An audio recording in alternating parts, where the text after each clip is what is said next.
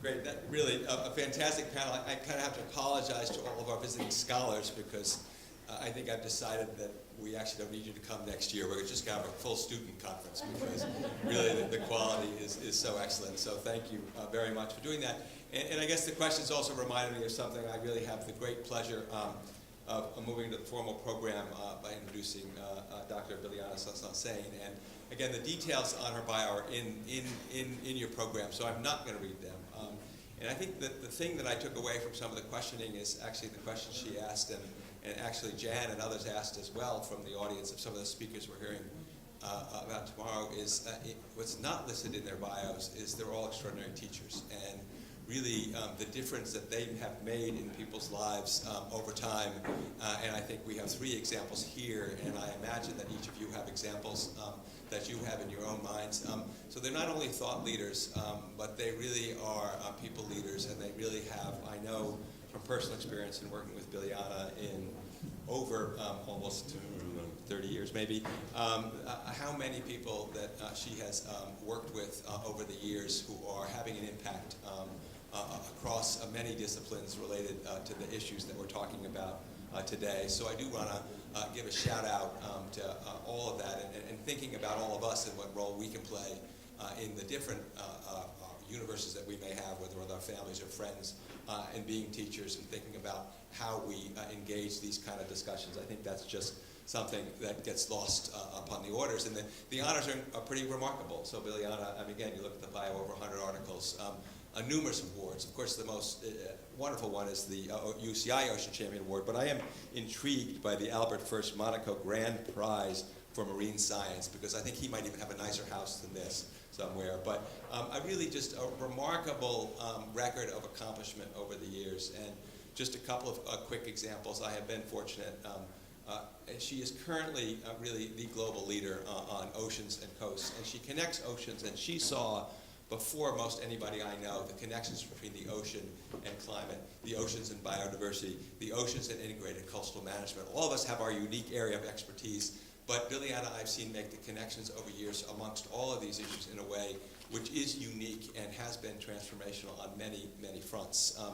I was fortunate actually to be at the Paris Climate Accords, because I actually was able to attend a special session that she organized there during Paris Climate around the role of oceans and climate, and really was raising this issue and bringing communities, and folks who know the UN, many of you better than I, recognize we don't really have a UN convention on the oceans. So we are always within the ocean community and the coastal community trying to actually get into the biodiversity world, the climate worlds, and Biliana has made those connections. And just one personal note is to really realize that when we were over in Paris Climate, to sort of personalize this a little bit, it was right after the terrorism attacks. I don't know if you remember that. And I remember staying right near Notre Dame and walking around, and there were folks with handguns and thinking about the severity of issues in the terrorism. And now after yesterday's, after that incredibly tragic event, it's just incredibly personal to all of us. And how do we make this issue personal? Because I do think that thinking about these things in those terms, both in terms of their enormity,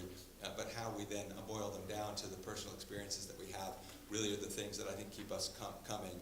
And the last thing I'll say is, again, when I've been fortunate to participate in events that Biliana has organized over the years at the United Nations Environmental Program, around the Global Forum, I participated in some of them, and I'm going to tell you, you have never seen anything like Biliana running these things. So anybody who's seen the UN, and they have the beautiful, all the fancy people, they say nice things up front, and they have all the translation going on in these big amphitheaters, and she has command of the whole room, organizing these folks, Prince Albert, folks from the United Nations, and she manages it.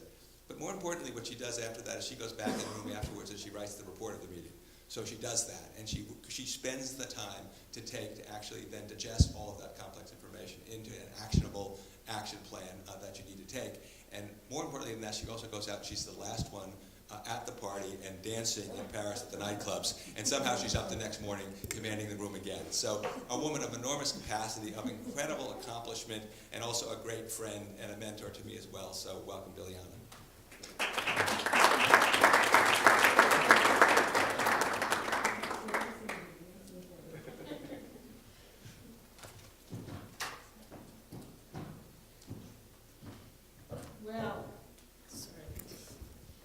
so wonderful to be here again, and I wanted to thank the president for welcoming all of us so nicely, and hearty congratulations to the Urban Coast Institute.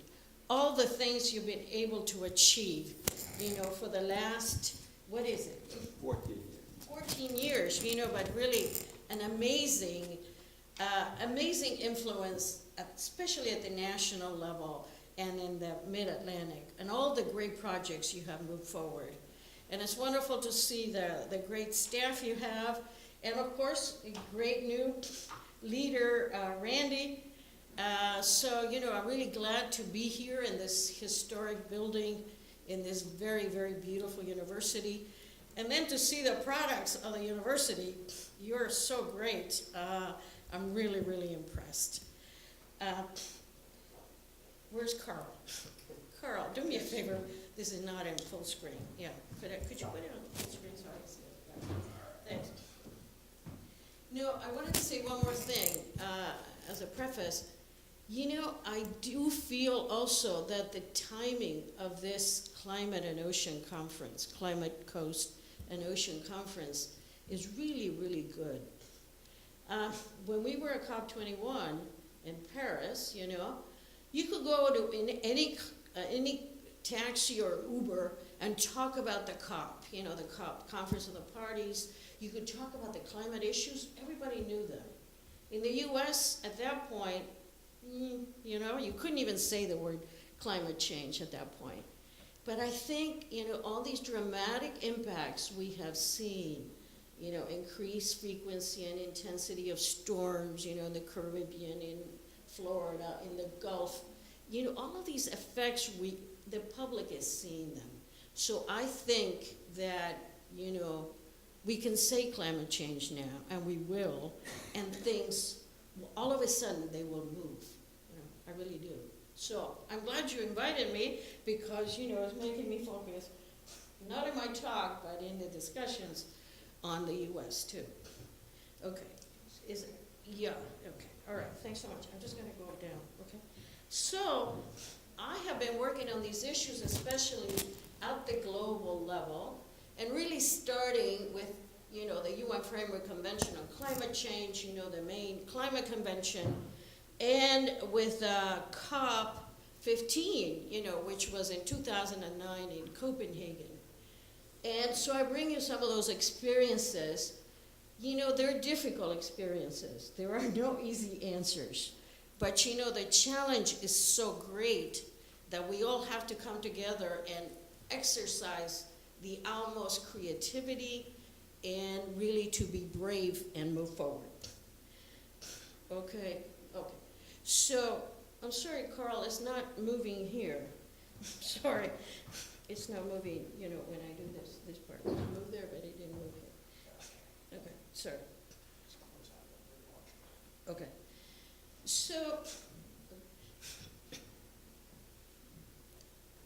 I'm just going to do that, yeah. Okay, got it.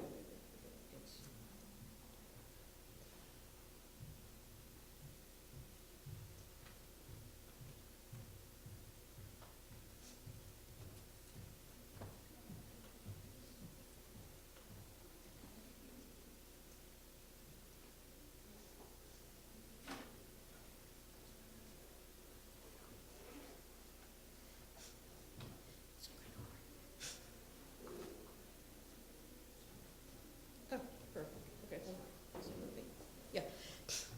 So, I think this is introductory material, but you know that the ocean plays a key role in regulating the climate system by producing oxygen, storing carbon, and absorbing the anthropogenic heat.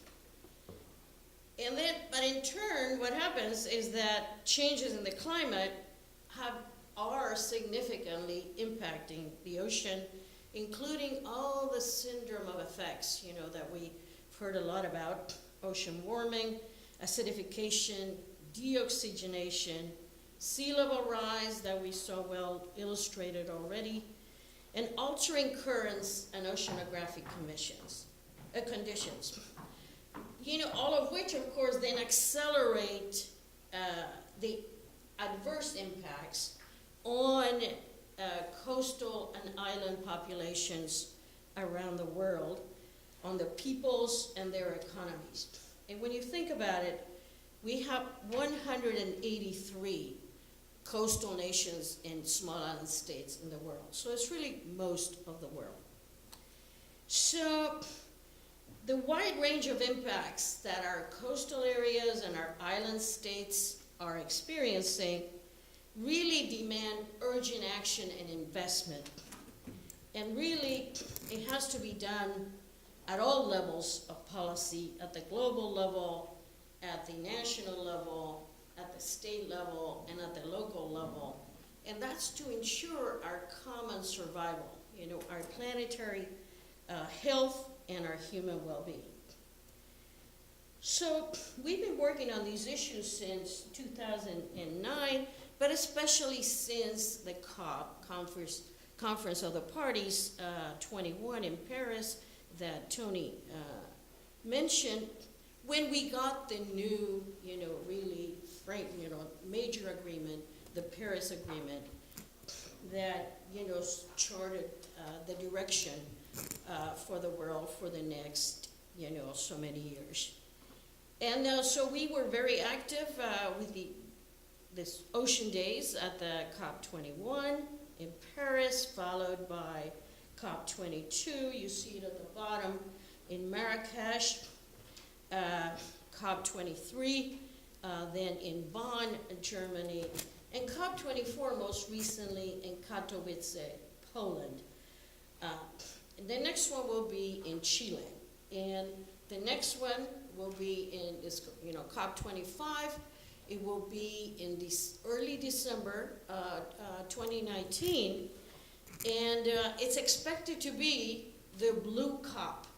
Now, it's a little bit of an exaggeration because we don't see any, really tangible signs of that, but the ocean groups are very mobilized, and when you keep saying it's going to be the ocean COP, it ultimately becomes the ocean COP.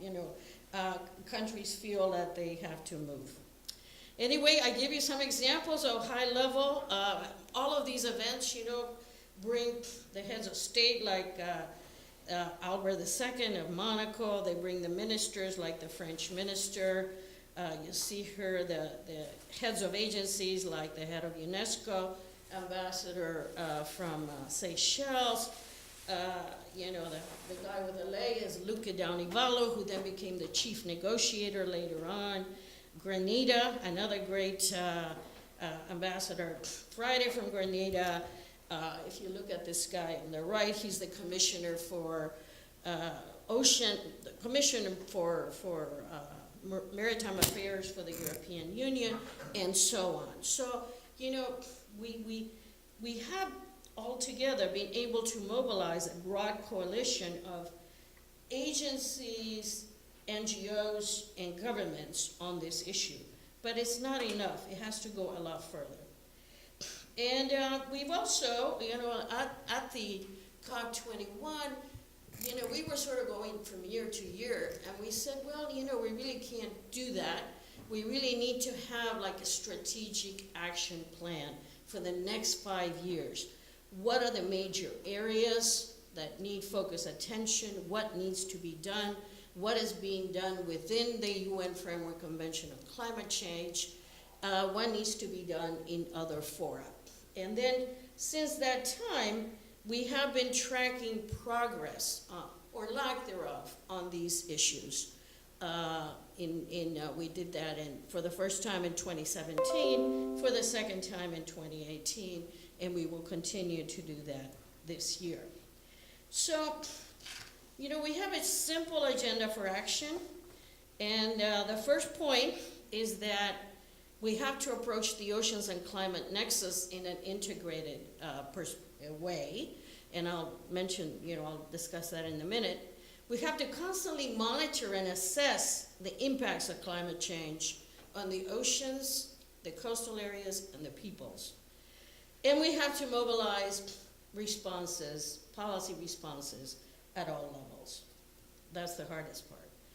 But I want to start this discussion with this major Intergovernmental Panel on Climate Change report that came out this year.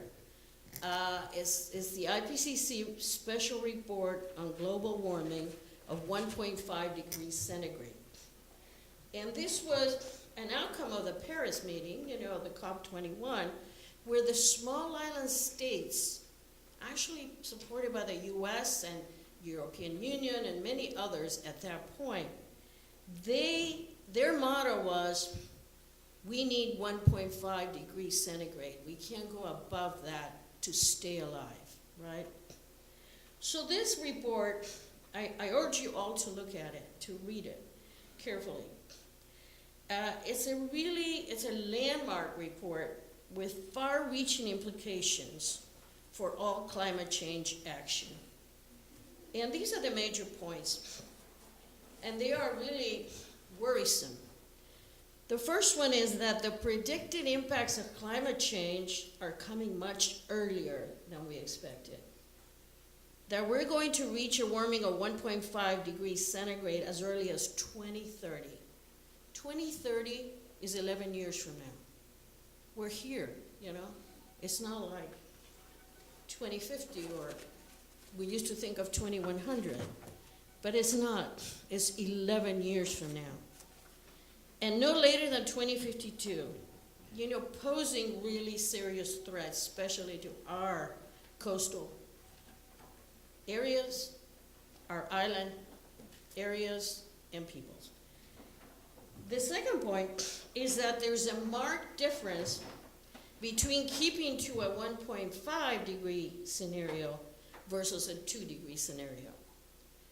Because under a 1.5 degree scenario, you could avoid very adverse impacts, like hundreds of millions of people being displaced due to sea level rise, increased frequency and intensity of storms, death of coral reefs. We're not even saying, you know, threats to coral reefs, but we're talking death of coral reefs, right? But of course, limiting global warming to 1.5 degrees centigrade, you know, in the short time period, will require rapid and far-reaching transformations, you know, in all of the areas of human endeavor and, you know, economic endeavor. Land, like you were saying, using the land differently, energy, industry, buildings, transport, and cities.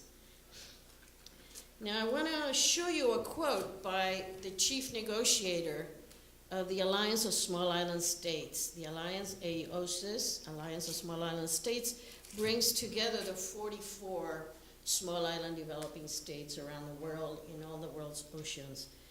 And Mr. Abdullah says, and I have to read this because I think it's a very, very sage quote, "I have no doubt that historians will look back at these findings of the IPCC report as one of the defining moments in the course of human affairs.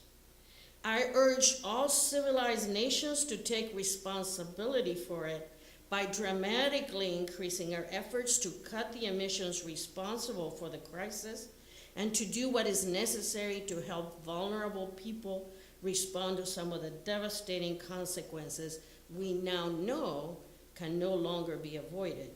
And of course, he's from Maldives, and you know, Maldives is one of the most low-lying nations in the world, and you might remember how a previous president, you know, demonstrated that by having his cabinet meeting underwater. Do you recall that? You know, this was about 4 years ago or so. So now the IPCC 1.5 report is not the only report that's saying these things. The US climate report, the 2018 climate report that Tony mentioned, evoke a number of the same points.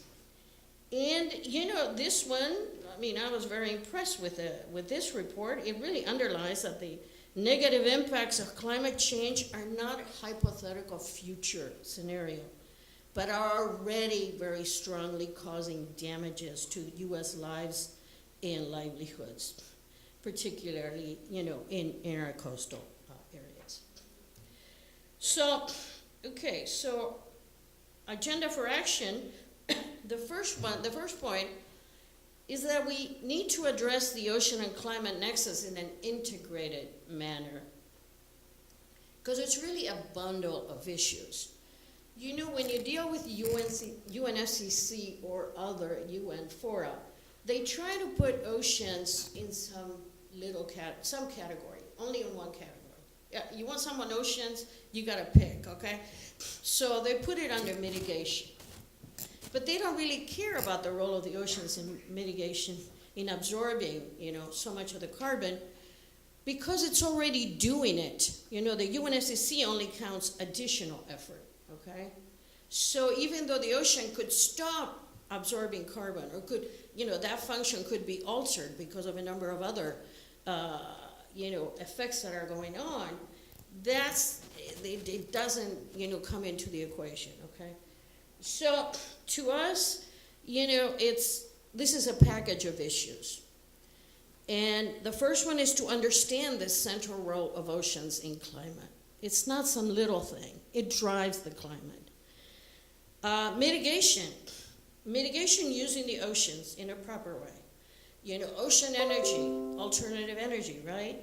Like, wind power. Blue carbon, valuing mangroves and other coastal resources that have stored carbon already. That's another problem, is that they have stored it already. And it doesn't get, you only change it if you do coastal development on those mangroves. But, so, the countries have trouble in the climate negotiations on that one. Reducing air emissions from ships, that's an important variable.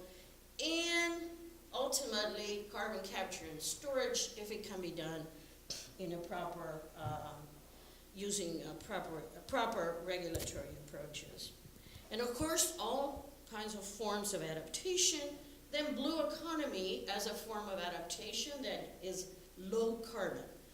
Offshore oil and gas is not included in blue economy, okay? Wind power is. All kinds of other low carbon or no carbon activities are. Population displacement, nobody wants to touch that one, but we're seeing it dramatically around the world, especially in coastal areas. Then financing, there are no dedicated funds related to oceans and climate. From the big funds, like the Green Climate Fund and so on.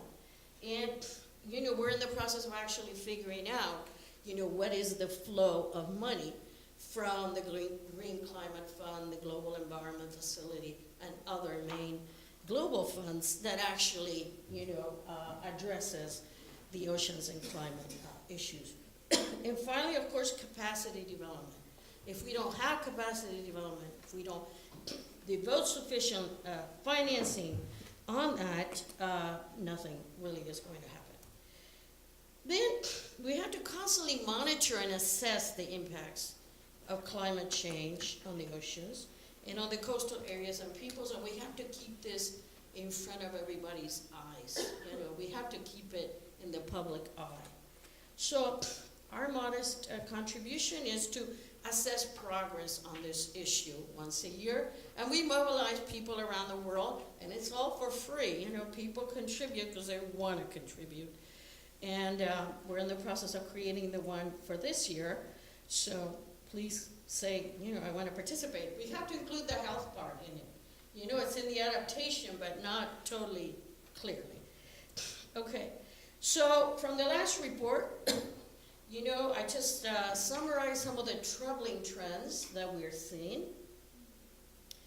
The ocean warming, the last 3 years, 15, 16, and 17 have been the warmest years on record. We have seen unprecedented tropical storms in 2017 and 2018. Tropical reefs are unlikely to survive at the current emission rates. And a world without coral reefs will be a much different world. it'll have devastating economic impacts. It will have devastating ecosystem impacts. Weakening Atlantic circulation. I was just at the Atlas meeting, which is a big program, European funded program on Atlantic, looking at the whole basin scale. And, the scientists are unanimous on this. Some of the studies show that it's the slowest Atlantic circulation in the last 6,000 years. But the scientists, they say all these things and you go, oh my gosh, but they don't go to the next point that, oh my gosh, what are we going to do about it, give me the implications in a direct way. Continuing loss of Arctic sea ice. Reduction of fish catch by 30% in the tropics by 2050, with 1.4 billion people at risk. And these are, more of the low-income people. There was just a major FAO report that really documented these trends related to fisheries and aquaculture. Acidity of the global ocean is increasing 30% relative to pre-industrial times. We've seen tremendous damages to coastal infrastructure and peoples around the globe in the last, 2 years in particular.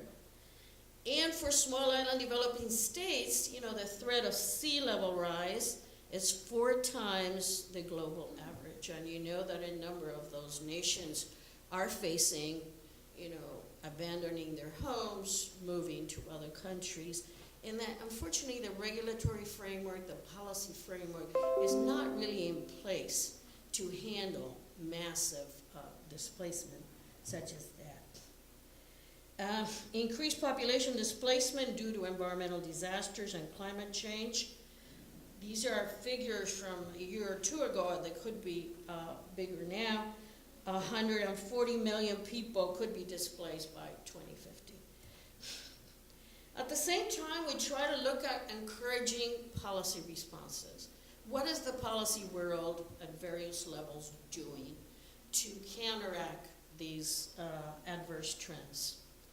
So the first one on the left, the NDCs, under the Climate Change Convention, all nations have to prepare their assessments of how they will cut emissions and what they will do in specific sectors and so on. And I think this is a great figure that 70% of these nationally determined contributions are already addressing the ocean and coastal issues. The IMO, the International Maritime Organization, decided this year, together with, kind of as a result of bottom-up pressure by the industry and the environmental NGOs, to reduce emissions from ships by 50% by 2050. And this is a very important move because, shipping volume is going like this. So this will make a big difference. There's some very good figures in the report that I didn't capture there, but that restoration of lost mangroves is resulting in a very measurable way and very great number of avoided emissions. The the Renewable Energy Agency, IRENA, has actually been really especially focusing on energy independence for the small island states. And they have surpassed their own goals. They're on track to be achieving energy independence in many of the SIDS. The World Bank, for example, has just put $1 billion, or committed $1 billion US dollars to advance sustainable oceans and the blue economy in developing countries. And they themselves, World Bank, is no longer funding offshore oil and gas projects. They used to fund it all over the world. We have a new offshore, the world's largest offshore wind facility in the UK, just became operational. And this one can provide the power for 625,000 homes in UK. We're seeing new financing initiatives like the Blue Natural Capital financing facility, kind of valuing the value of, and taking into account, the value of natural capital. And the Least Developed Countries Fund and the Special Climate Change Fund have increased adaptation projects and programs. Basically, in the UNSCC process, most of the money has traditionally gone to mitigation. But now, with all the effects that we're seeing, we're starting to see an encouraging trend that, it's also the much needed adaptation is being funded more frequently now. But what we're seeing also, given, some colleagues that are working with this,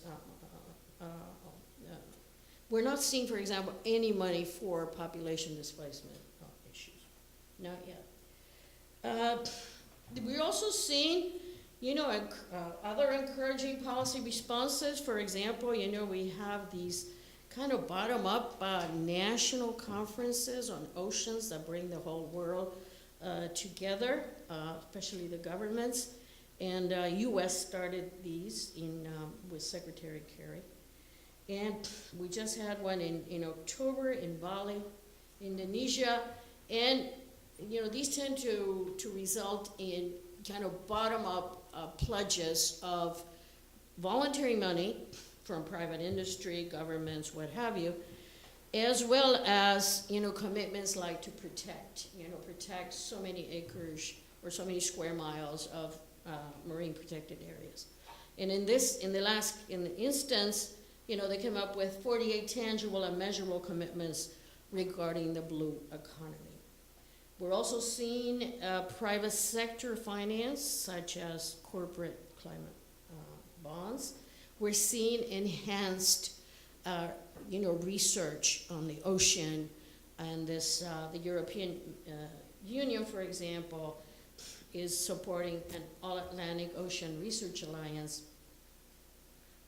supporting 1,000 vessels from the Arctic to the Antarctic. So there are some responses that are, noteworthy, that, will make a difference in the longer run. So what do we do? What do we have to do? Well, we obviously have to mobilize national and international institutions on the Oceans and Climate Nexus. At the national level, the main job for all of our nations is to decarbonize. Our national economies move to alternative sources of energy, address the impact on the coastal and island communities and economies. At the international level, we have to act within the UNSCC, even though it's very complex and difficult. We have to keep pushing in there, and in other international fora. But the trouble is, as Tony was saying earlier, is that, hey, we have all these different regimes. We have a law, the sea regime. We have, the climate regime.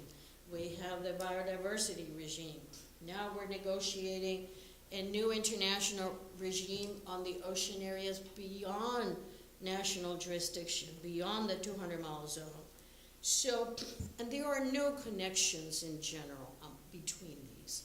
It's really, really hard to get an integrated approach at that level. So within the UNSCC, good things have been happening, and they've come from the political side.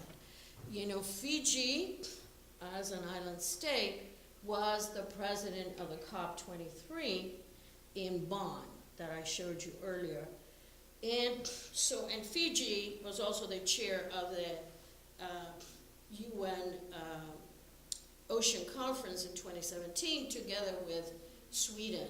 And Sweden is very good on all the environmental issues, starting with the 1972 Environment Agreement.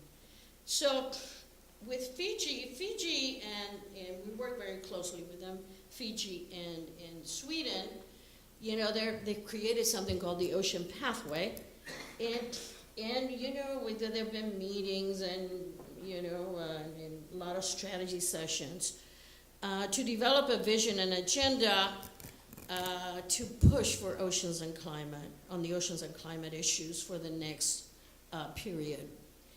And we are lucky that COP25 will be in Santiago, Chile. It was supposed to be, you know, different regions of the world take the turn, you know, in hosting the Conference of the Parties for the UN Framework Convention on Climate Change. And it was supposed to be Brazil. But Brazil, you know, just got a new president that doesn't really believe in climate change. So they said, no, we don't want to do it. So at the last minute, Chile came in. But Chile is very good on oceans. They ran one of those Our Ocean conferences in Chile. They've been very active in the Ocean Action Days and, you know, on the ocean matters.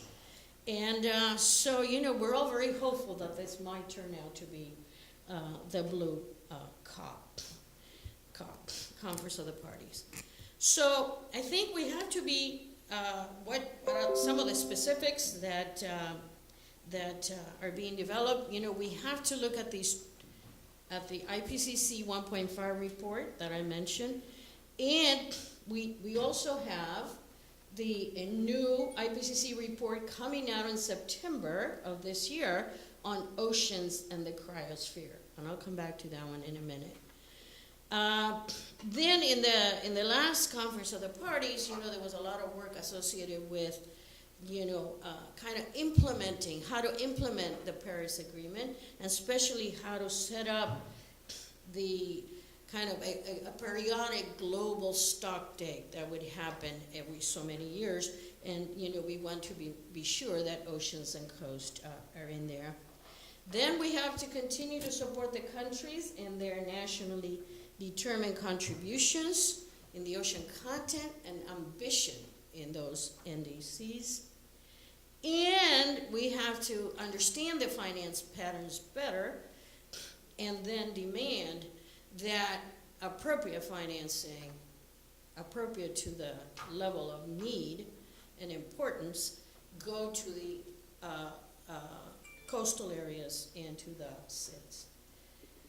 Now, within other UN and international fora, and I'm sorry, let me come back to this. What I forgot to put in here is that, so for the last year, too, with Fiji and Sweden and other countries, we have been working to create and foster and support a UNFCCC Friends of the Ocean. Because that's a good mechanism, you know. You get them, you talk to them, you know, you get the countries together, you talk to them. Then, after a while, they take the leadership and they move, and you support them and so on. So, you know, that is happening. Then, okay, within other international fora, you know, there are a lot of other important pieces that are out there. And even though it's hard to make them go like this, you know, it can happen, and we can have, to some extent, some synchronization and coordination. I was just very involved in the Science 20 in Japan on March 6th, which was the coming together of all the scientists from the G20 countries. And, you know, the science people, we put on the agenda for the G20 summit, which will take place in Osaka, Japan, in June, late June. We put on the agenda 2 issues for the G20, oceans and climate and marine plastics, okay, with a lot of science behind it. And the interesting thing is, of course, I knew that G20 was important, you know, but I had never really looked at the list. The list is, well, they're all coastal, okay? They're all the big countries, the powerful, the economically powerful countries, and they're all coastal. Okay, so they must have some gut feeling and understanding for these issues. So we're hopeful that something good is going to happen there. The UN Secretary General, you know, who's a Portuguese, he's very, very committed to climate change and to having the cross-sectoral connections, on climate and all the other issues. And I just met with those people recently, the people who are running this climate summit.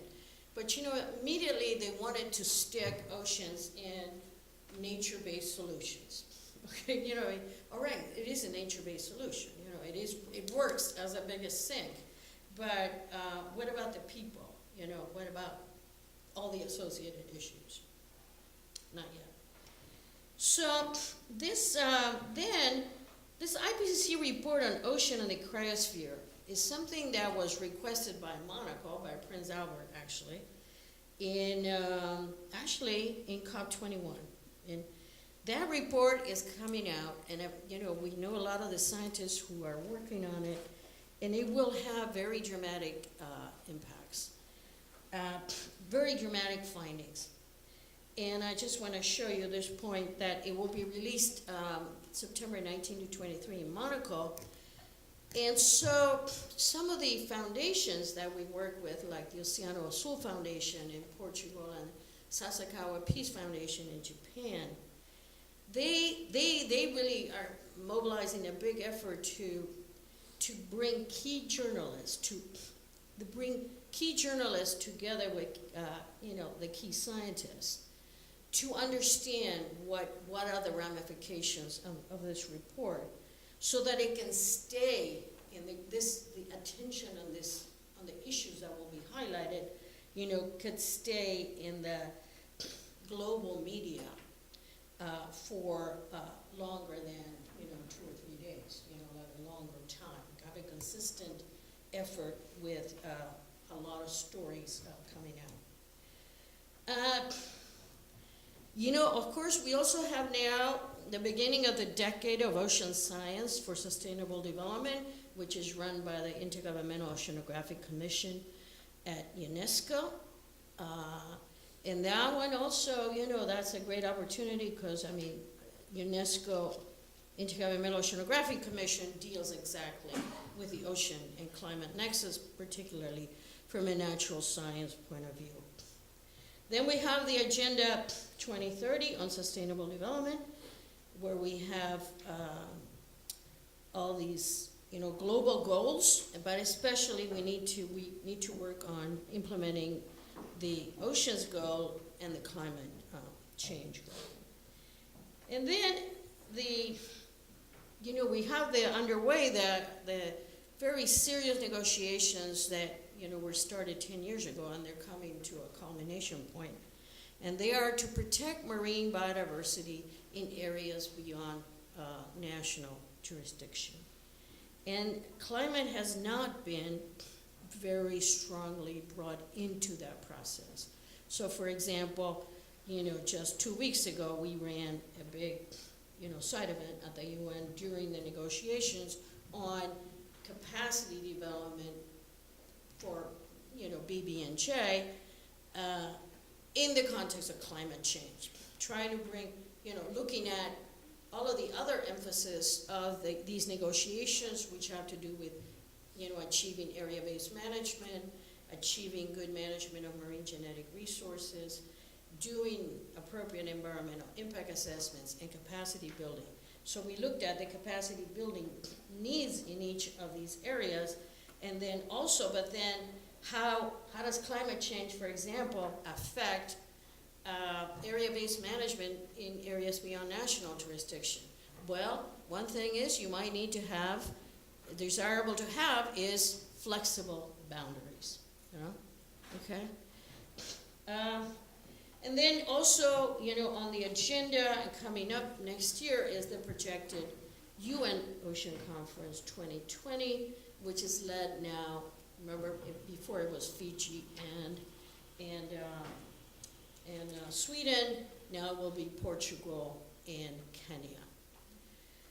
So, and then we have these specific nations, who are doing the kind of bottom-up protection and bottom-up money pledges to do X, Y, Z related to these issues. with the next one coming in Norway, to Norway in 2019 and Palau in 2020. So I'm especially excited about the IPCC Ocean Report, and if we can get that concerted journalist attention, it will make a difference. So in conclusion, I think that we have to do our work with a great sense of urgency. A changing climate and continued loss of biodiversity is a powerfully negative combination that threatens our planetary survival and our human well-being.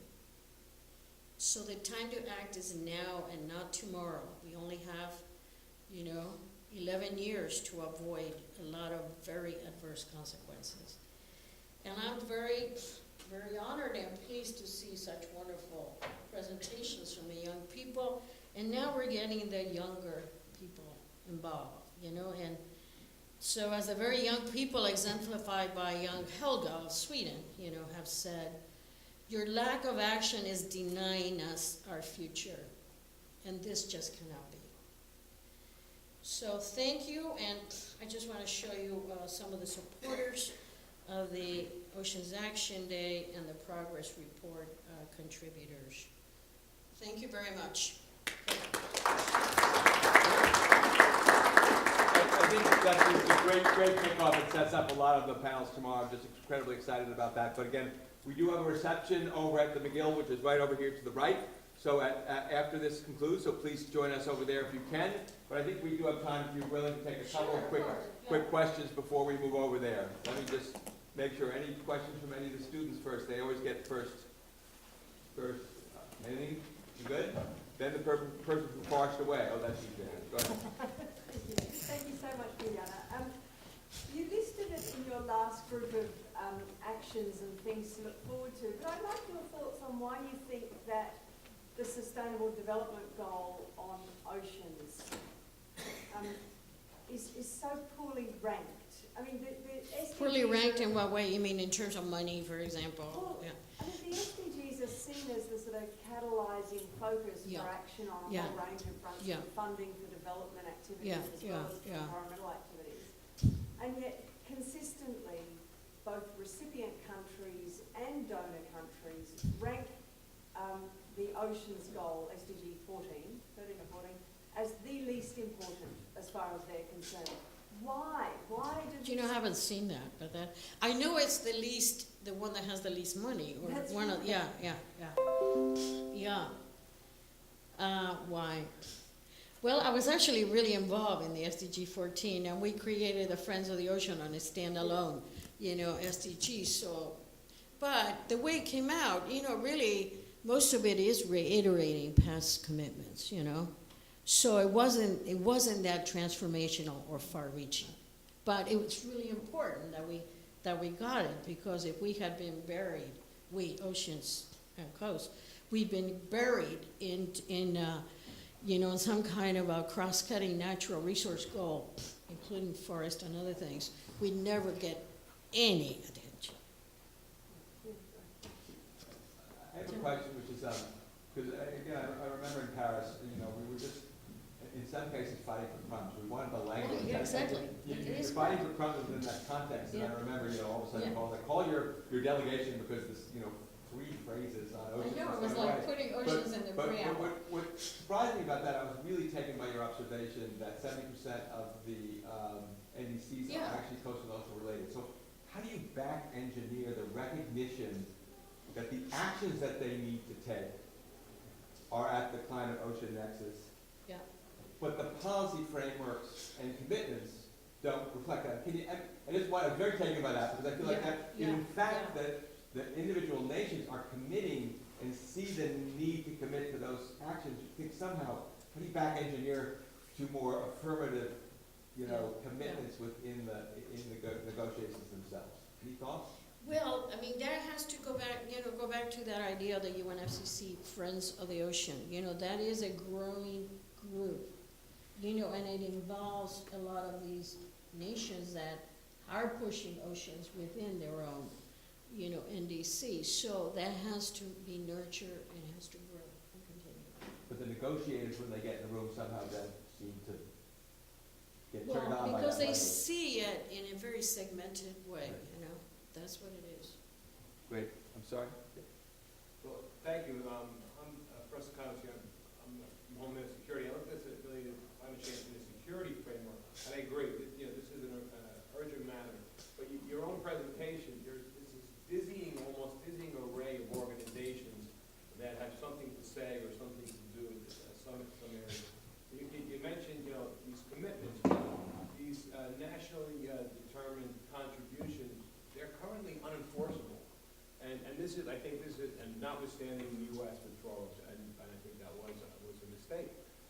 What we did see from that, the rise of groups like C40 and 20 state governors saying that they're going to do it on a local or a state level, but it doesn't take away that security concern and Russia and China. How, you know, I have grave concerns about their commitment to do so.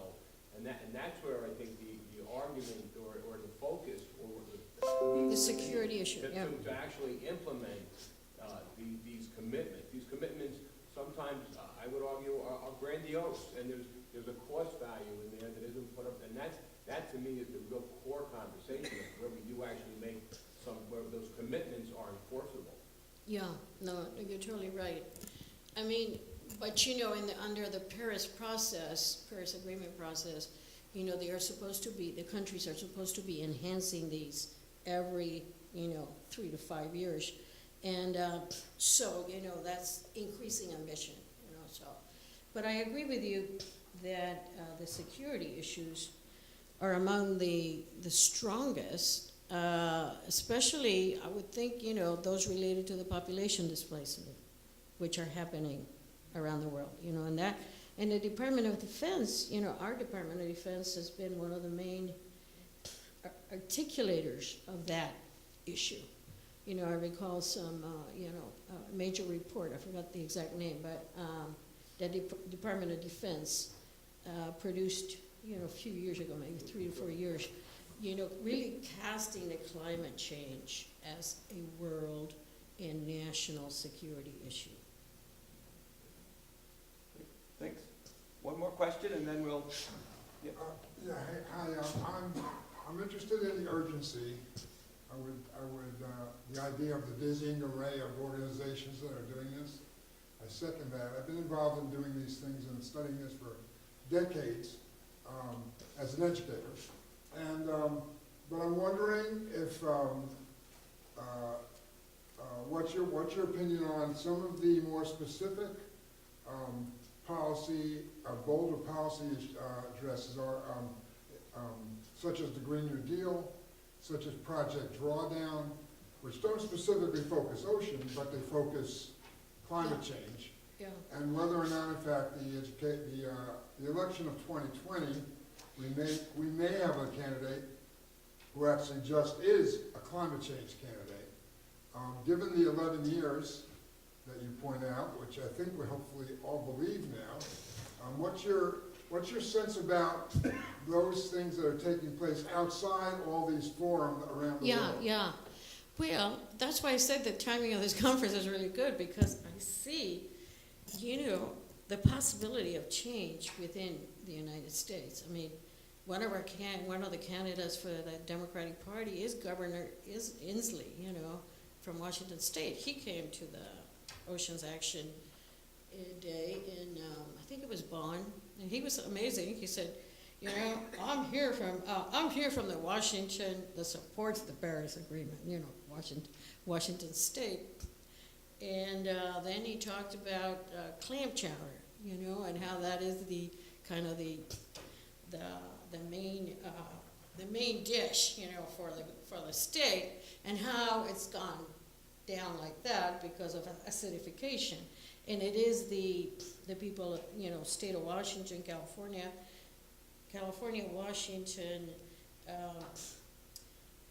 Washington, Oregon, California, and British Columbia that started the International Coalition for Ocean Acidification, where they're getting both countries and NGOs and others to move. So